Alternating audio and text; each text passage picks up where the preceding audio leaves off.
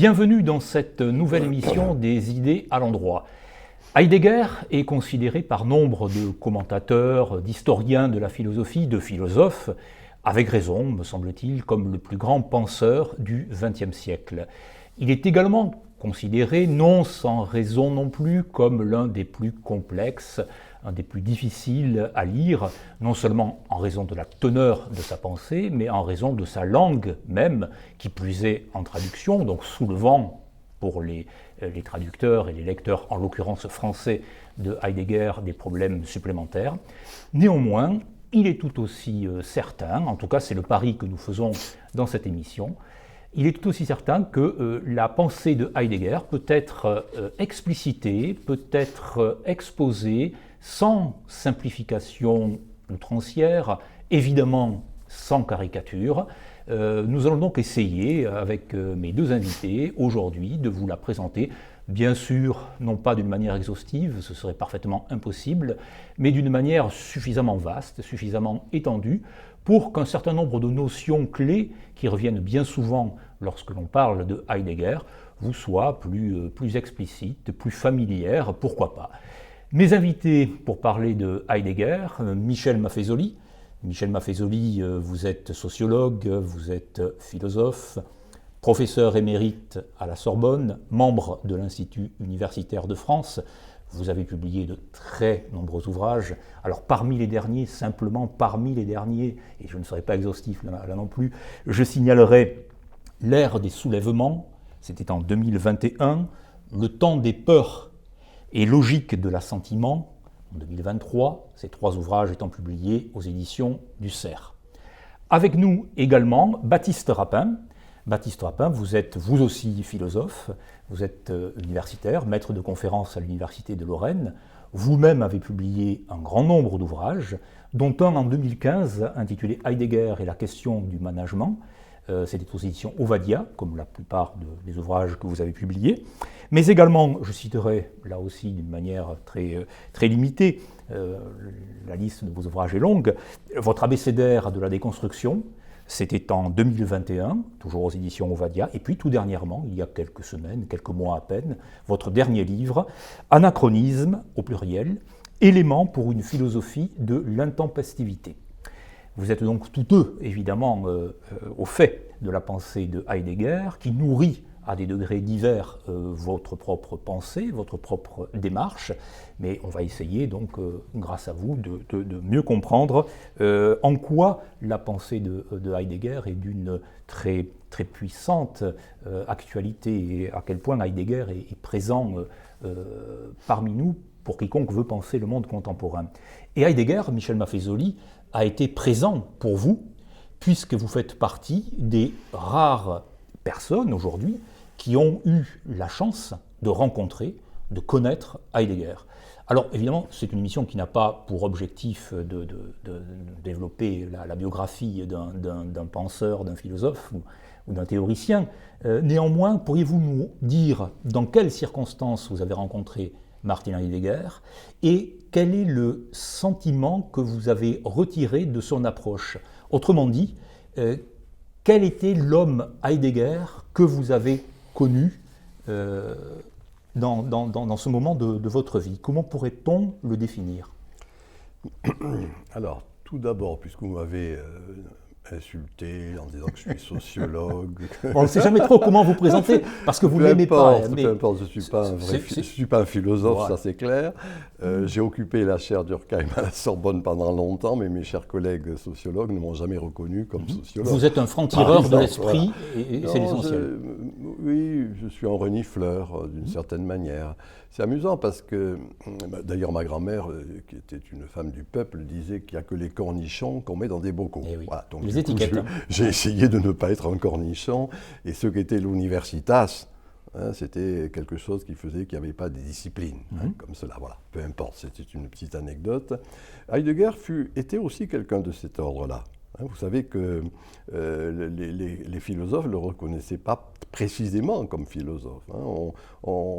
D'une manière un peu polémique, moi je l'ai entendu personnellement, puisque j'ai commencé à lire ces livres à l'université de Tübingen où je faisais des études en 1967, on disait qu'il chuchotait, geraunen, en allemand, et donc ce n'était pas un vrai argument. Donc, et lui-même d'ailleurs a pris jusqu'au bout cette idée-là, enfin dire son chuchotement, si je puis dire, en faisant une œuvre qui est difficile à rentrer dans les grandes catégories philosophiques. Voilà, voilà. Petite parenthèse sur laquelle je m'arrête. Moi-même, voilà, oui, il s'est trouvé que tout jeune, en 1967, à Tübingen, je suis tombé sur Être et temps. Voilà. 1927, publication d'Être et temps, voilà. Premier grand livre de Heidegger. Paru, je ne sais plus, moi, en 64, chez Gallimard, l'édition de Valence. Maintenant, elle n'existe plus, il y en a d'autres, il y a Vézin, il y a Martineau, etc. Oui, traducteur de Heidegger. Et tout jeune, je suis tombé sur ce livre, ou dans ce livre, je ne sais pas bien comment dire, et donc j'ai poursuivi en ce sens. Et quand je suis arrivé à Strasbourg, et voilà le fond de ma remarque, ma thèse de troisième, il y avait 2 thèses à l'époque, mais je fais ma thèse d'État avec Gilbert Durand, mais ma thèse de 3e cycle, c'était avec Braun, que vous connaissez peut-être, qui a été le premier, pas le premier, enfin qui a été un traducteur d'Heidegger, et qui était proche et ami intime de Heidegger. Et Julien Freund, puis c'était une thèse sur la technique chez Heidegger. Voilà. Et donc, il s'est trouvé qu'en 69, puis c'est à ce moment-là que j'ai soutenu cette thèse, Braun m'a amené 3 ou 4 fois exactement le rencontrer, soit à Fribourg, soit une fois à Tonadberg, dans sa maison, la fameuse hutte. La fameuse hutte, ouais. Etc. Voilà, voilà, c'est tout pour parler de mon travail. Et je crois que j'ai assisté ça je n'ai pas dû vous le dire, au dernier cours de Heidegger, le 29 mai 69. C'était Gadamer qui l'avait organisé à Heidelberg. Donc voilà. Un de ses grands disciples, Hans-Georg Gadamer. Oui. Et donc je me souviens bien sûr de ce cours fabuleux à la manière allemande. Un amphi plein, les gens, on n'applaudissait pas, on tapait sur la table, et puis voilà un peu. Mais quel a été votre sentiment face à l'homme Heidegger? Qu'est-ce que vous avez retenu? Je sais pas, dans son comportement tel que vous l'avez eu face à vous, est-ce qu'il y a des qualificatifs qui vous viendraient à l'esprit, particuliers ou pas? Justement, c'est amusant, je suis en train d'écrire mes mémoires, et je vais consacrer quelques pages, une bonne dizaine de pages à Heidegger. Et c'était une sensibilité avec laquelle nous sommes rentrés en contact. Moi, je suis un fils du peuple, lui-même était le cas. Bien sûr. Braun, comme lui, était au petit séminaire, tout jeune, c'était une manière de progresser, moi aussi. Ouais. Il a fait des études de théologie, moi j'ai un doctorat de théologie également, un baccalauréat de théologie, c'est-à-dire 2 années. Oui. Et il y avait une espèce de sensibilité qui était, je dirais, un peu commune. Oui, vous êtes. Je redis le mot, oui. Sensibilité. D'accord. C'était pas une dimension à proprement parler théorique, oui. Mais moi cela m'a inspiré par après dans tous mes livres. Très bien. Alors j'ai bien dit, c'est pas en tant que philosophe. Ouais. Moi j'ai piqué chez Heidegger un certain nombre de choses. J'ai toute l'œuvre chez moi en allemand et en français. Et ça a nourri, disons, mon travail sur ce qu'il appelait, c'est une de ses premières expressions, quand il écrit son livre sur Duns Scotus, qui est sa thèse d'habilitation. Oui. En gros... Grand théologien chrétien, Duns Scotus. Voilà, oui, c'était le XIIIe siècle. Là.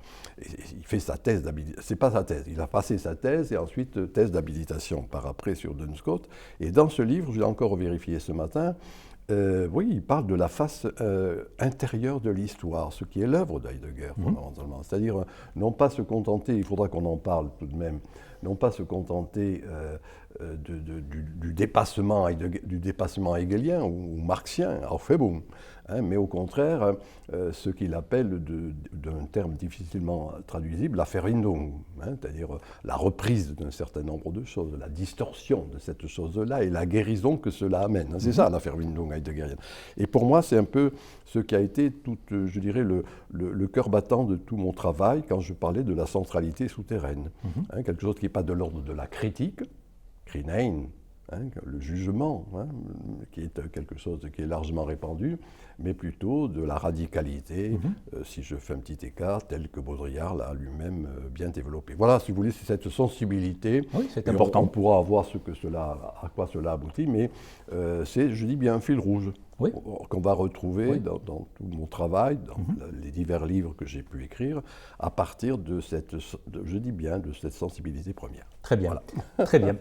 Alors Baptiste Rapin, on a évoqué de manière très rapide le grand livre, le premier, disons, grand livre de Heidegger, Être et temps. Heidegger est lié à l'université allemande, bien entendu, et sa réception a été d'emblée considérable, la réception de cet ouvrage. C'est un disciple de Husserl. Lorsque l'on parle de Heidegger, bien souvent, on considère qu'il y a le Heidegger de Être et temps, donc ce premier Heidegger, entre guillemets, vraiment avec beaucoup de guillemets, et puis un second Heidegger qui va déployer sa pensée vers un horizon à la fois même et autre, en quelque sorte. Ce premier grand livre, Être et temps, ce lien avec son maître Husserl, le Heidegger qui sera associé dans la réception française, pour le coup, avec Sartre, avec d'autres, à ce que l'on a appelé l'existentialisme. Que peut-on dire de ce premier Heidegger ? D'abord, êtes-vous d'accord avec cette distinction entre un premier et un second Heidegger, fût-ce pour des raisons d'ailleurs pédagogiques, simplement, ou pas ? Et comment peut-on le cerner avant d'entrer donc, vers les spécificités les plus grandes de la pensée de Heidegger ? Alors, quand les historiens de la philosophie s'intéressent à un auteur, que ce soit Heidegger ou Nietzsche ou un autre, ils ont tendance à vouloir périodiser son œuvre et à la découper en séquences ou en tranches, ce qui est d'un côté légitime, puisque les pensées évoluent, mais risque également d'aboutir à une forme d'émiettement.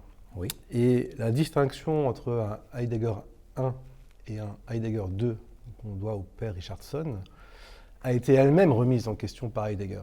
Heidegger n'a pas accepté cette distinction, disant que quelque part il ne faisait que suivre, non pas son intuition, c'est-à-dire que le grand critique de la métaphysique de la subjectivité ne pouvait pas mettre la sienne propre au centre de son travail, mais suivre le fil de l'être. Et précisément, c'est l'entame de Sein und Zeit, qui est donc. le seul livre inachevé que Heidegger a publié de son vivant, le seul essai ou étude philosophique inachevée qu'il a publié de son vivant, commence par un impératif qui est celui de retrouver le sens de l'être et le sens de la question de l'être. Les deux sont intimement liés. Et on peut dire, en tout cas c'est ce que je crois, que c'est le fil directeur de la pensée de Heidegger, depuis Sein und Zeit et peut-être même certainement avant, parce qu'il y a un ensemble de cours préparatoires qu'il a donné dans les années 20 qui ont mené à l'écriture de Sein und Zeit jusqu'à la pensée méditante, sérénité, le Geviert, autant de thèmes qu'on abordera certainement. On va en parler bien entendu. Et antérieurement, même Michel Maffezoli le rappelait, la question théologique dans laquelle Heidegger a été immergé, si j'ose dire, et qu'il a questionné lui-même d'emblée. Alors vous avez donné, évidemment, Baptiste Rapin, le mot-clé, le terme clé, l'être, bien entendu. Alors lorsqu'on lit Heidegger, lorsqu'on s'intéresse à sa pensée, on rencontre à peu près immédiatement cette fameuse distinction, le nom savant est celui de différence ontologique, entre ce que Heidegger appelle l'être et puis l'étant, le participe passé, l'étant. Est-ce que l'on peut essayer de comprendre cette distinction, cette raison d'être précisément, avant d'essayer de s'approcher d'une définition de l'être lui-même? Pourquoi Heidegger distingue l'être et les étangs, et que sont-ils l'un par rapport à l'autre? Alors, différence ontologique est une expression qui n'apparaît pas dans Sein und Zeit, mais qui lui est contemporaine, puisqu'on la trouve dans le cours du semestre 1927, Les problèmes fondamentaux de la philosophie, où Heidegger définit pour la première fois ce qu'est la différence ontologique, qui effectivement sépare l'être de l'étant comme les deux faces d'une même pièce. Oui. Il y aurait deux façons d'exposer cela de manière logique. Oui. Quand on se demande qu'est-ce que ceci ou qu'est-ce que cela, donc Oui. qu'est-ce que cet étant, Donc qu'est-ce que cet objet, par qu'est-ce exemple? que cet objet, le regard, et le regard qu'il soit spontané ou qu'il soit scientifique, se dirige vers l'étant en question. Cet objet, cette chose ou cette personne, etc. Ou même cette idée. Et on oublie de questionner le verbe être qui permet de poser la question. Donc la condition de possibilité de la question est oubliée. Il y aurait une autre façon d'aborder la même différence ontologique, c'est la question traditionnelle, pourquoi y a-t-il quelque chose plutôt que rien? Le regard se porte sur le quelque chose et sur le rien, mais oublie le il y a, de l'éclosion du monde, qui est un des grands thèmes de la pensée de Heidegger. Et cette différence ontologique va l'amener à repérer dans l'histoire de la philosophie, ou plutôt dans l'histoire de l'être, ce serait plus juste, les différentes manières qu'ont eu les philosophes de se centrer sur l'étant, en oubliant progressivement l'être, et en l'oubliant toujours plus au fur et à mesure de l'avancée dans le temps.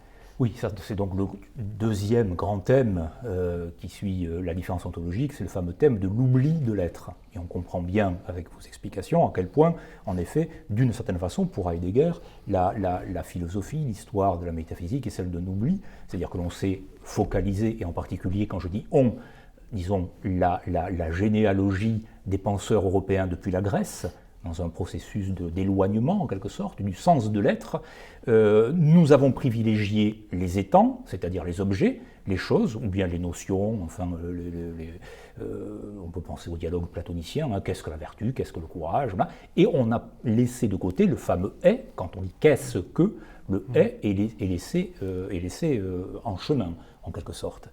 Alors, cet oubli de l'être, quelle en est la généalogie? Heidegger situe-t-il un moment dans l'histoire de la pensée grecque dans lequel cet oubli se fait jour en quelque sorte? Je pense par exemple à la lecture, au retour qu'il a opéré vers les présocratiques, ce que l'on appelle un peu bêtement d'ailleurs les présocratiques, comme s'il y avait à tout prix un avant et un après Socrate Platon. Tout ceci on peut en discuter, mais enfin ce n'est pas la question aujourd'hui. Mais est-ce qu'il quelle est cette lecture de l'histoire de la pensée grecque à laquelle Heidegger a procédé? Est-ce que l'on peut dire, j'allais presque dire de façon un peu simple, dater le moment de l'oubli de l'être, le moment où on s'éloigne du sens de l'être? Michel Maffezoli, Baptiste Rapin, comme vous. Non, je ferai une petite nuance tout de même entre l'être et l'étant. Il ne faut pas oublier qu'entre les deux, il y a le Dasein. Oui. Être là. C'est important, en effet. Dans le fond, justement, son problème, c'est de voir que la philosophie, et c'est en ce sens qu'il dit « je ne suis pas philosophe », ou à un moment donné, il veut dépasser la philosophie, a fait cette distinction que vous venez d'indiquer, être et étant. Oui. Tandis que, dans le fond, il montre, le terme qu'il emploie d'ailleurs, c'est dans les chemins, Holzweg. Les chemins qui ne mènent nulle part, traduction française. Traduction les chemins forestiers. Un peu idiote traduction, mais enfin, ils mènent quelque part. Mais enfin, ce n'est pas des chemins qui sont balisés, disons. Non, et là, il montre bien qu'il y a ce qu'il appelle une coincidentia oppositorum. Coïncidence des opposés. Des opposés, c'est-à-dire quelque chose qui fait que ça tient. Et cela, il le traduit au travers de cette expression, être là, c'est être le là. Voilà. Et donc, moi, je considère que dans la pensée d'Heidegger, il n'y a pas cette espèce de distinction entre l'être et l'étant. Il fait une critique de la philosophie qui ne s'intéresse qu'à l'étant. Voilà, c'est ça l'oubli de l'être. Mais, et ça, c'est difficile à taxer, je dirais, à indiquer historiquement à quel moment. C'était ça votre question. Je pense que c'est difficile à dire. Chez lui, on ne le voit pas précisément. Mais il montre bien que, de longue date, il y a l'oubli de cette espèce de grand rapport qui existe entre l'être et l'état. Voilà ma position. Je ne sais pas si un philosophe serait d'accord avec ça, mais moi, il me paraît important, puisque c'est le point sur lequel il insiste dans toute son œuvre, et qui fait qu'il n'y a pas, de ce point de vue, de distinction entre le premier et le second Heidegger. Il y a toujours cette espèce de constante, je dirais, moi, méditation sur ce Dasein, en disant finalement, à partir d'un certain moment, et c'est ça sa critique de la philosophie, on s'est contenté de regarder en avant et on oublie d'avoir regardé en arrière. On oublie la provenance. Voilà, d'où ça vient. Et c'est le fameux Schritt zurück, donc en quelque sorte, difficile à traduire, on traduit un peu trop sottement, pas en arrière, mais c'est quelque chose qui va à l'origine, ce qui est originaire en quelque sorte. Voilà ma réponse. Vous voyez, encore une fois, cette espèce de coïncidence qui va se faire entre ces deux termes, alors que la philosophie, on va dire classique, est bien sûr représentée en particulier par Descartes, qu'il critique fréquemment et d'une manière profonde, repose sur cette espèce de distinction. Alors on va revenir bien sûr sur cette distinction entre la philosophie, ce qu'Heidegger appelle la pensée, parce qu'en toute rigueur, il distingue même philosophie, métaphysique et pensée, et jusqu'à la méditation, bien entendu. Baptiste Rapin, cette question du sujet que vous avez évoqué, la métaphysique de la subjectivité, que l'on réentend dans le mot Dasein. Dasein, donc c'est un mot en effet heideggerien, éminemment heideggerien, mais qui est utilisé par plusieurs philosophes et dans des sens assez différents. Vous êtes d'accord sur cette définition, donc cette traduction, parce qu'on a parfois traduit Dasein par l'existence, l'existant, enfin être le là, on prend l'étymologie da, ici, sein, être.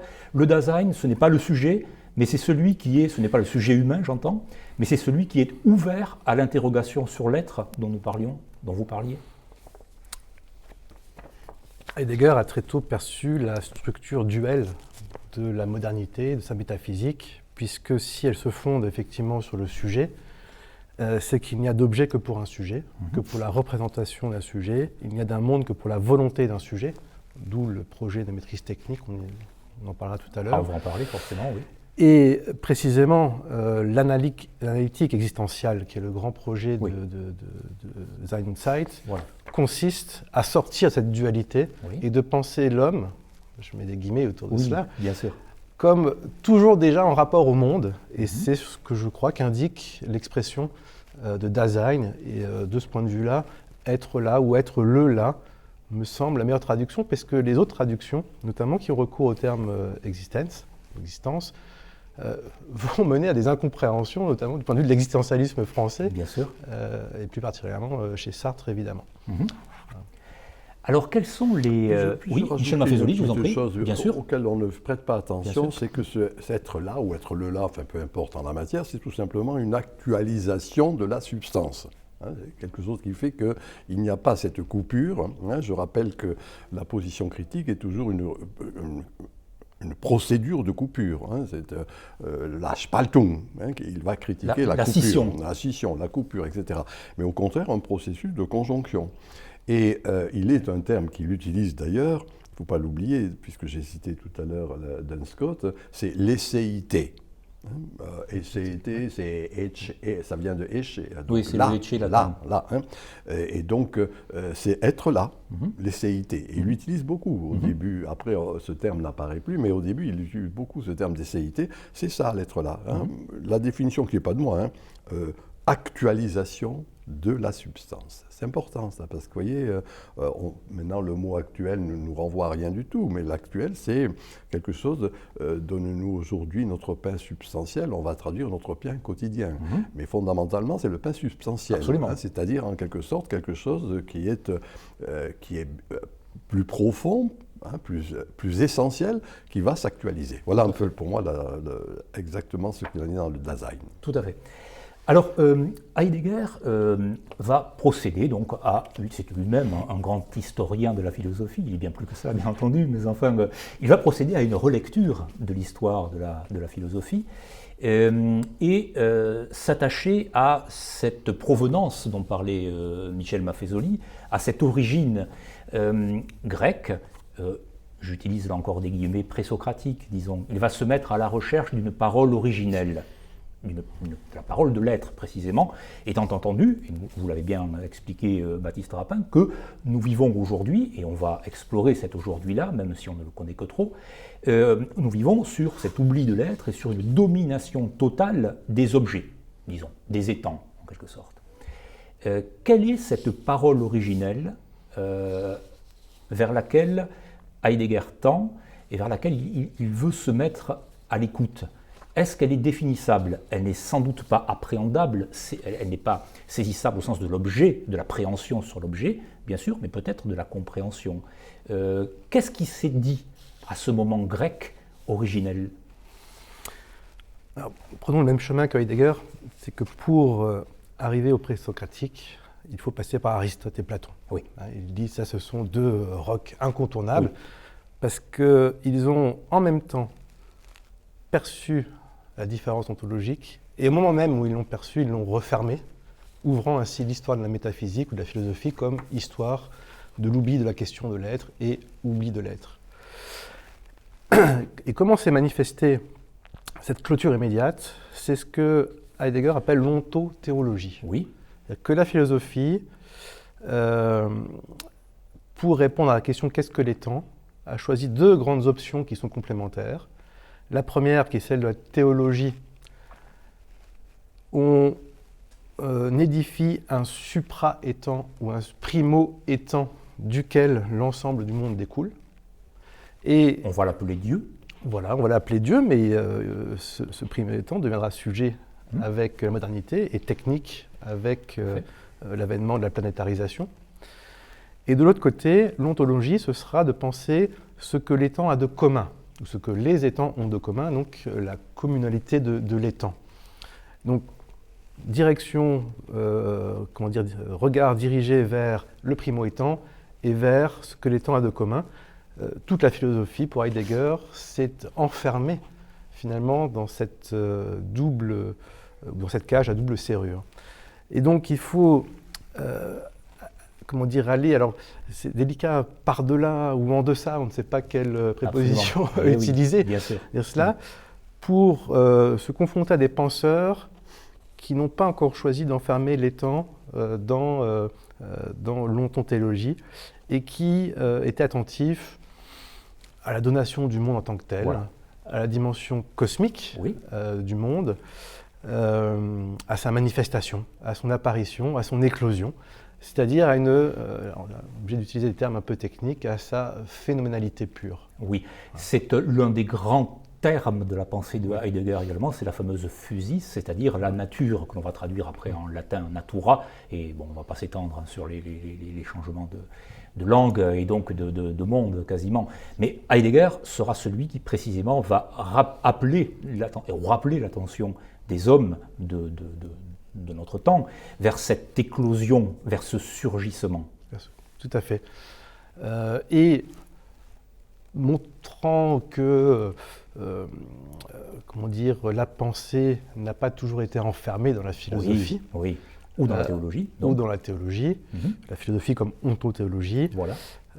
Heidegger va s'efforcer de retrouver et de reformuler le sens de l'être à travers le sacré, das Heilige, à travers la sérénité, à laisser éclore le monde, pour revenir à la physis que vous citez à l'instant, et à travers cette figure énigmatique, poétique, analogique, qu'est le Geviert.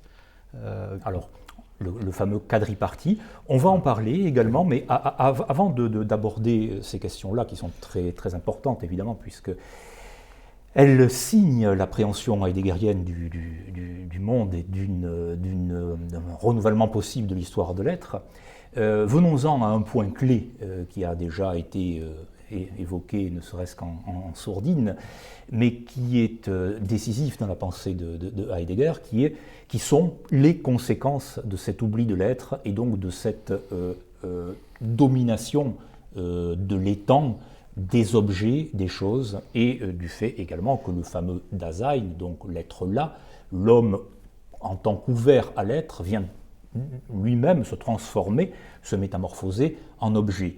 C'est le grand thème, entre autres, de l'arraisonnement du monde ou de la domination planétaire de la technique, pourriez-vous l'expliciter, l'un et l'autre, l'un ou l'autre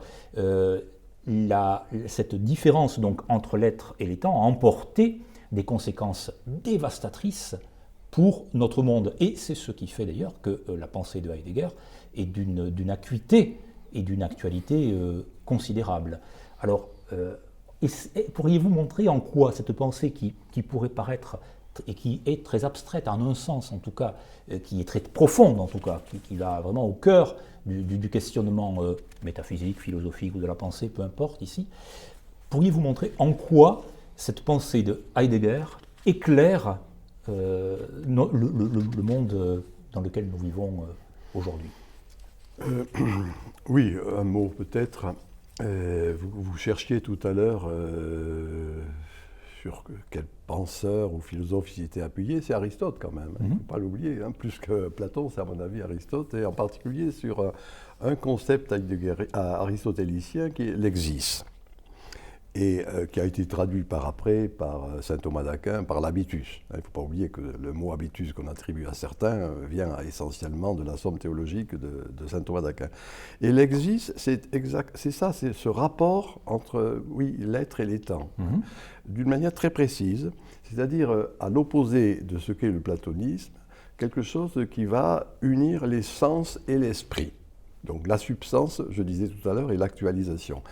Voilà cette espèce de, non pas de dialectique, mais de dialogie, de deux termes. Et la pensée heideggerienne du Dasein, elle est là exactement, et c'est ça sa phénoménologie, d'une certaine manière. Oui. Et n'oublions pas que cette phénoménologie qu'il doit, pour partie, pas que, mais à Husserl, consiste véritablement à avoir cette espèce de retour en arrière, ce qui est originel, ce qui est en quelque sorte ce qui est, dans le sens simple du terme, le fondement de tout Zusammensein, de tout l'être ensemble. Bon voilà, et c'est cet existe, je le rappelle, vous voyez, si on cherche quelle est la source essentielle de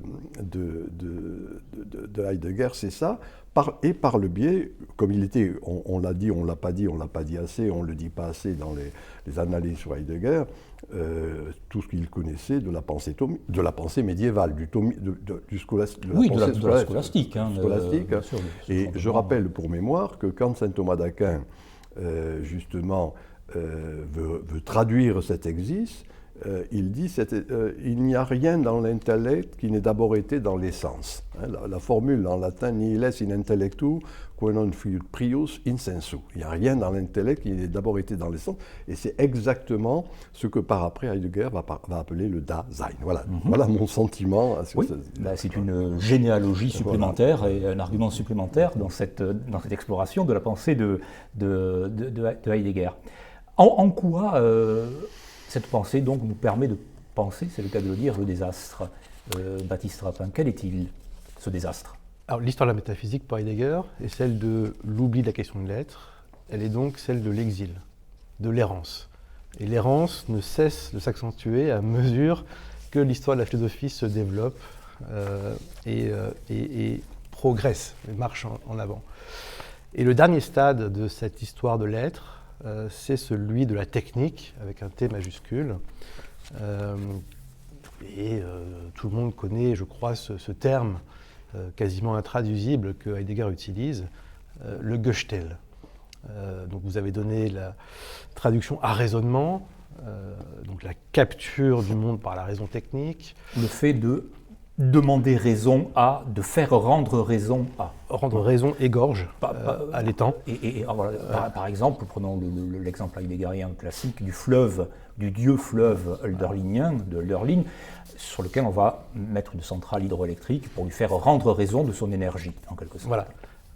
L'autre traduction est également intéressante, même si, la proximité avec le terme allemand est moindre, c'est dispositif. Oui. Parce que ça fait sonner la notion de disponibilité, c'est-à-dire de mettre le monde à notre disposition, de le rendre disponible. Et c'est là que j'introduirai quand même une nuance, Rémi, c'est que le monde du Gestel, de la planétarisation, n'est plus le monde des objets. Le monde des objets, c'est le monde de la modernité, car était objet le monde pour un sujet, et pour la représentation d'un sujet. Le Gestel est le monde des flux, où justement, toute la robustesse de l'étang s'évanouit dans une fluidité et une circulation générale. On passe d'une solidification du monde moderne à une liquéfaction, en quelque sorte. Exactement, ce qui annonce le grand thème de la postmodernité, de la vie liquide, etc. Et même l'homme devient pièce d'un stock appelé à remplir telle ou telle fonction au sein de cette méga-machine planétaire. Mais on pourrait dire que pour Heidegger, il faut endurer cette errance. Oui. Ça, c'est un terme qu'il utilise beaucoup, l'endurance, oui. endurer. Oui. Endurer cette errance, cet exil. Ce déracinement aussi. Alors oui, il parle même d'éracination. Alors c'est la traduction qui est donnée dans les traitants, l'éracination. Parce que c'est en endurant l'exil, comme Ulysse, oui. qu'on peut éventuellement retrouver le sol natal. Ithaque. Et Heidegger, et ça peut nous introduire à cette partie de votre réflexion, Heidegger envisage ce possible retour vers le sol natal, et se situe-t-il dans une perspective exclusivement tragique, pourrait-on dire, par rapport au temps qui est le nôtre, ou bien voit-il se déployer une éclaircie, entre guillemets, un horizon dans l'histoire de l'être, puisque c'est l'être qui dispose en quelque sorte, contre et avec le dispositif lui-même dont vous avez parlé. Perspective tragique donc, ou bien horizon.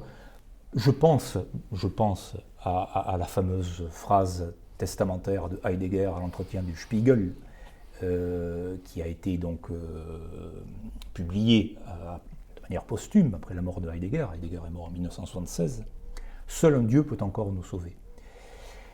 Y a-t-il quelque chose qui sauve chez Heidegger? Il a pris la mesure du désastre, il a pris la mesure du ravage, de la dévastation, la mesure métaphysique, la mesure de fond. Est-ce qu'il y a dans sa pensée une issue? Qu'attend-il de l'être? Vaste question. Est-ce qu'il y a une ouverture de la pensée de Heidegger? Moi, je pense que la pensée heideggerienne n'est pas du tout une pensée ni sinistrose ni catastrophiste.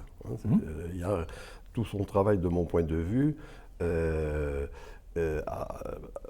permet de comprendre que nous passons d'une conception dramatique, ça c'est la conception philosophique traditionnelle, Dramen, il y a une solution, c'est l'Aufhebung hegelienne, le dépassement, on va y arriver.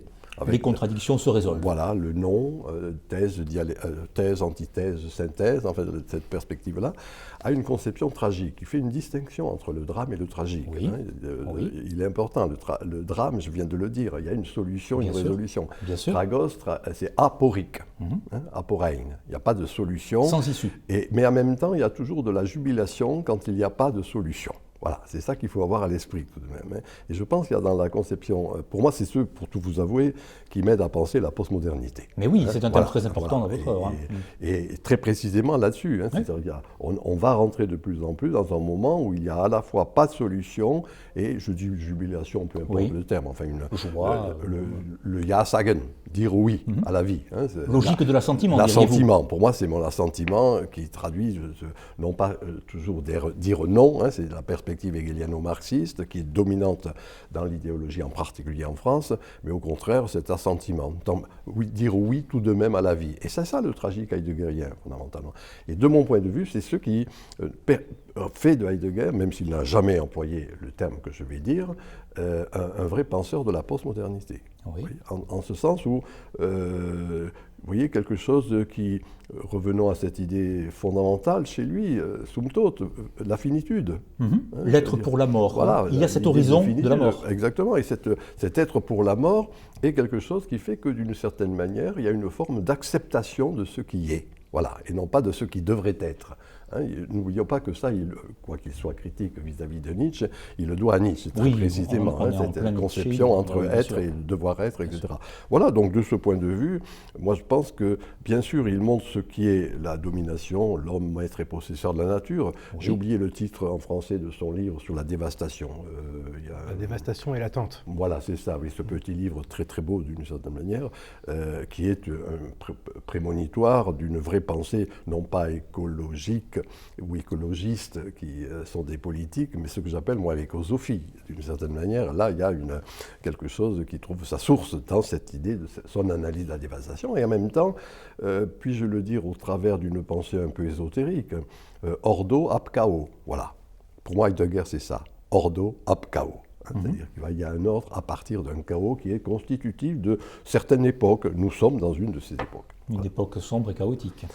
Oui, mais attention, oui, sombre, crépusculaire, mais chaque fois qu'il y a du chaos, je viens de dire ordo ab chaos, il y a un ordre à partir de ce chaos qui va s'élaborer. Très bien. Et je pense que, en tout cas, moi, c'est ainsi, je vous donne très simplement mon propos. Oui, c'est bien moi, ce que j'ai lu de Heidegger et ce que j'ai appliqué dans tout mon travail, c'est exactement ça. C'est-à-dire ce sens tragique de l'existence, le fait qu'il n'y a pas de solution, il n'y a pas de résolution. J'ai donné son concept essentiel qu'on utilise très peu en français, Verwindung, reprise, distorsion. Il ne faut pas oublier la troisième connotation, guérison, reprise, distorsion, guérison. En allemand, il y a ces trois significations de ce terme de Verwindung. Voilà, donc d'une certaine manière, c'est oui, une forme d'assentiment de mon point de vue. Nous aurions un Heidegger thérapeute en quelque sorte, comme oui, ça peut se comprendre. Vous avez évoqué précisément, j'y songeais écoutant Michel Maffezoli à propos de l'ordre, donc du cosmos, cosmos comme ordre et beauté. Vous avez évoqué cette question cosmologique au début de votre intervention, Baptiste Rapin. Vous avez évoqué également ce terme de Gewirt, de quadripartie, de cet agencement qu'Heidegger décrit. Pourriez-vous nous en dire plus? Je pensais à la notion de cosmos, donc aux dieux. Les dieux, chez Heidegger, jouent un rôle considérable, de même d'ailleurs que les poètes, et les poètes des dieux, et en particulier Hölderlin. Y a-t-il là aussi une éclaircie, pas au sens heideggerien bien entendu, mais j'employais le terme de manière délibérée, donc au sens ordinaire. Est-ce là une manière pour Heidegger de concevoir cet ordre à partir du chaos, au-delà du chaos? Est-ce que c'est un retour à une vision cosmologique du monde? Alors, je reprends votre question précédente et je la complète avec ma réponse à celle-ci. Oui. C'est connu chez Platon et chez Aristote, l'élan qui donne naissance ou qui préside à la philosophie, c'est l'étonnement devant le monde. Oui. Et il me semble que le tragique de Heidegger tient à sa lucidité devant la situation de la société industrielle, parce qu'il va remplacer cet élan par l'étonnement, de l'émerveillement, par la frayeur. Ça s'appelle le sursaut de frayeur. Ou là aussi, le sursaut de frayeur, étant très fidèle à Nietzsche également de ce point de vue-là. Dès les années 30, dans les essais qui ont été publiés de façon posthume et traduits très récemment en France. Donc il y a un savoir tragique qui est d'abord celui du lieu d'où le penseur doit s'élancer pour penser. Oui.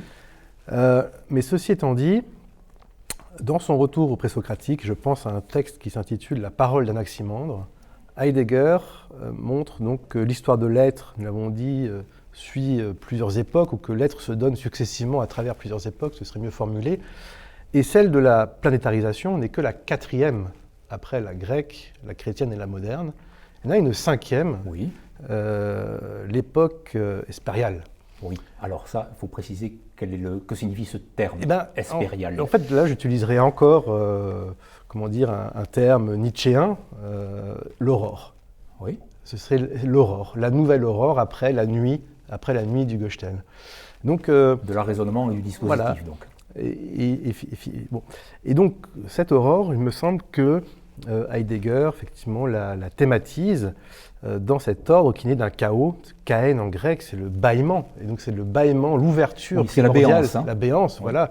La béance primordiale du monde, la bouche d'ombre, disait Victor Hugo, duquel surgit le monde organisé, effectivement, dans la tension des quatre. Alors, le Geviert, c'est un peu intraduisible. Alors, qui sont ces quatre?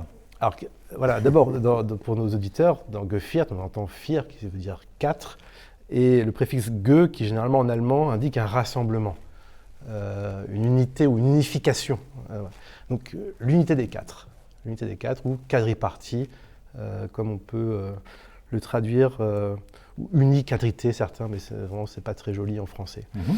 Et les quatre sont la terre, le ciel, les dieux et les hommes, en veillant à respecter cet ordre de façon très précise qui indique un chiasme, c'est-à-dire qu'il y a un point de rassemblement au milieu de la croix, hein, donc la terre, le ciel, les dieux, les mortels.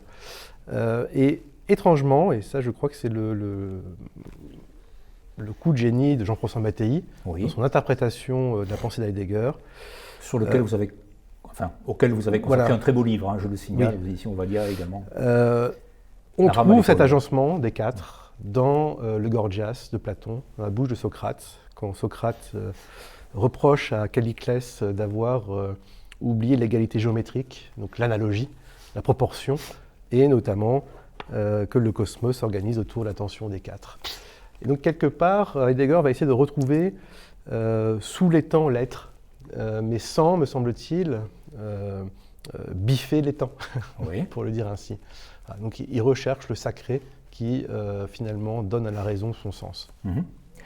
Et quel est-il précisément ce sacré? Donc les dieux, le poème, la poésie. Heidegger est un grand lecteur de Hölderlin, de Trakl, de Rilke, donc de la grande poésie allemande notamment, mais pas seulement.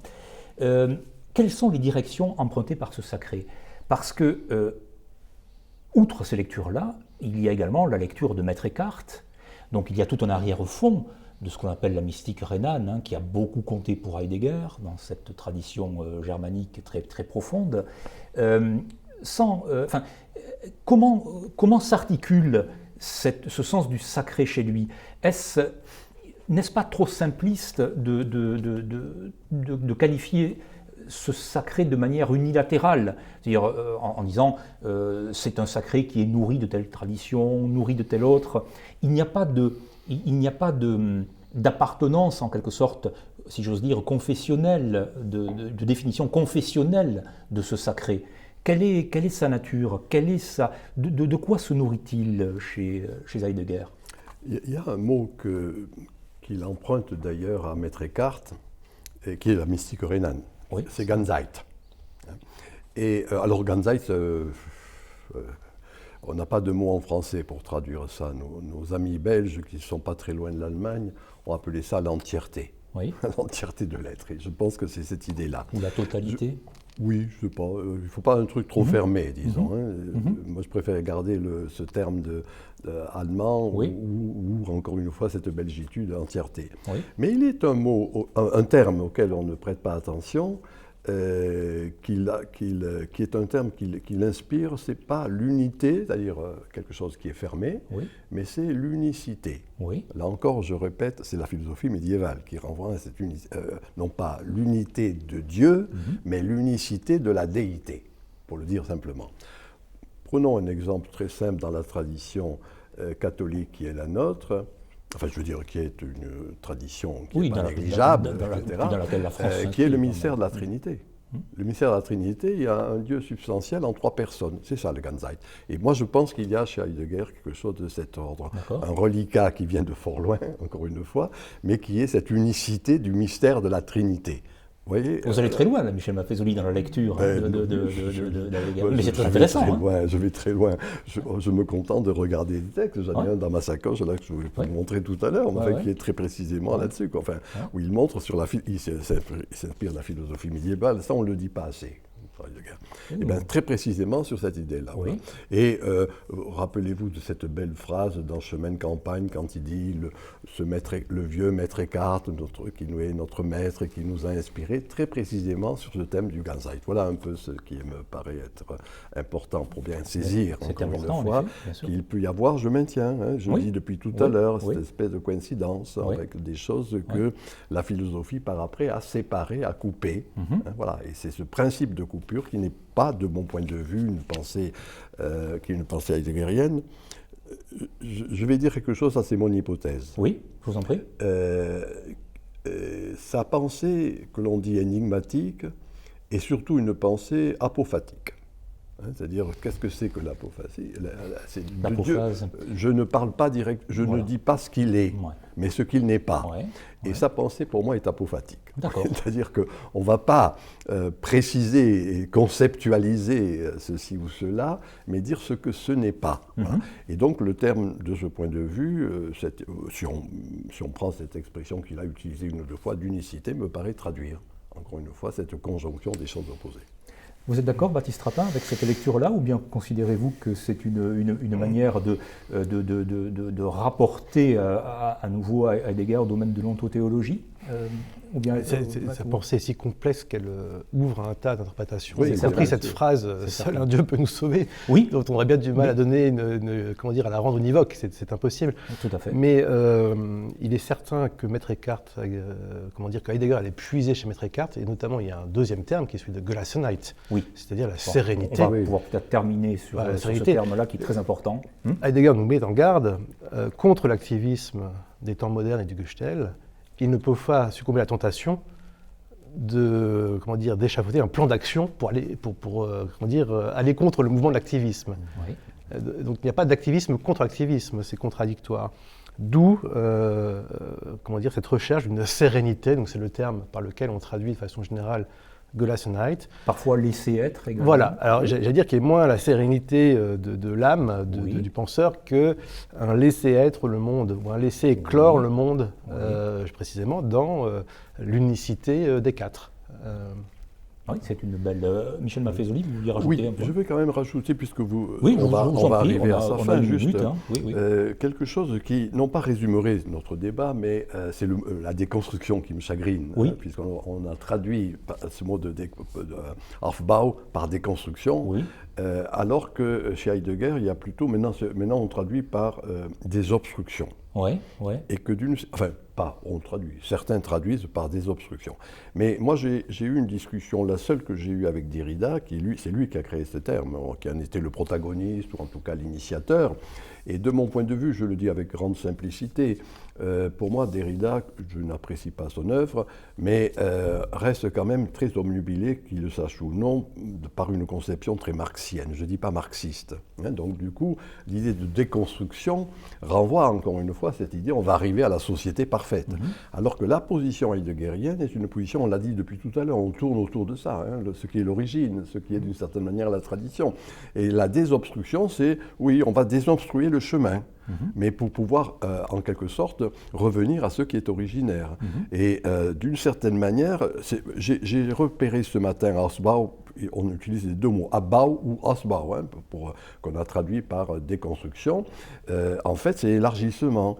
C'est le discernement. Vous voyez, on pourrait trouver des quantités d'expressions. Je trouve que c'est important. Enfin, en tout cas, pour moi, c'est important parce que maintenant, quand on dit déconstructivisme, on parle de la postmodernité et déconstructivisme, c'est-à-dire quelque chose qui va arriver à une société parfaite. Non, pour moi, c'est toujours la tradition. Nous essaierons d'aborder ces difficiles questions de la déconstruction, mais qui sont effectivement appelées par tout ce qui vient d'être dit. En tout cas, gardons à l'esprit, puisqu'il fut beaucoup question de chemin forestier, de chemin qui ne mène nulle part, de chemin de campagne, gardons à l'esprit qu'emprunter le chemin de l'œuvre de Heidegger, c'est sans doute pour aujourd'hui encore une manière d'emprunter le chemin de la pensée la plus actuelle et la plus agissante et la plus méditante également. Michel Maffezoli, Baptiste Rapin, merci beaucoup pour votre intervention et pour vos propos. Nous nous retrouvons donc très bientôt pour une prochaine émission des Idées à l'endroit. Merci à tous.